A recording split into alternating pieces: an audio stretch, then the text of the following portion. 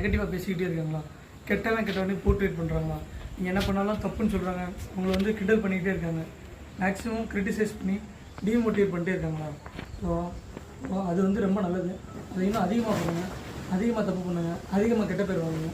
ஏன் அப்படி சொல்கிறேன்னா, இன்றைக்கி யார் ஒருத்தவங்க பைக்கோ காரோ நல்லா ஓட்டுறாங்களோ ஒரு காலகட்டத்தில் அவங்களுக்கு அந்த பைக் ஸ்டார்ட் பண்ண கூட தெரியாது.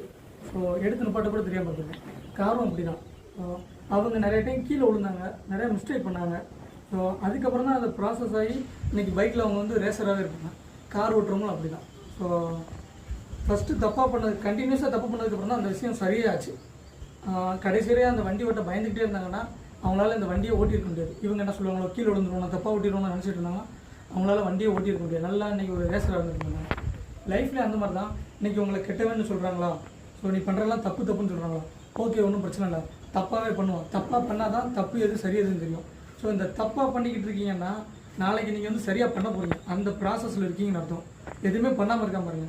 நான் கடைசி வரை எதுவுமே கற்றுக்கிறோம், அந்த வண்டி எப்படி பைக் எப்படி ஓட்ட கற்றுக்கிறாம இருந்தான், அதே போல் கடைசி வரை வண்டி ஓட்ட கற்றுக்கிறாம ஒரு லைஃப்பும் அதே போல் ப்ராப்பராக வாழாமே இருந்துருக்கிறோம்.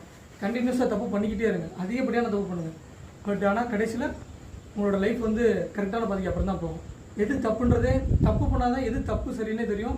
ஸோ தப்பு பண்ணுறதுமே உங்களோட முன்னோக்கி போகிறதுக்கு தானே தவிர ஸோ பின்னோக்கி வர மாதிரி இருக்காது. முடிஞ்சளவுக்கு தப்பு பண்ணுங்கள், கெட்டவன்னு பேர் வாங்க, அது எல்லாமே நல்லது தான். லைஃப் உண்மையே நாளைக்கு ஃபென்டாஸ்டிக்காக சேஞ்ச் ஆகும். எதுவுமே பண்ணாமல் மட்டும் இருக்காதுங்க. தப்பாக பண்ணாலாவது தப்பு பண்ணுங்கள்.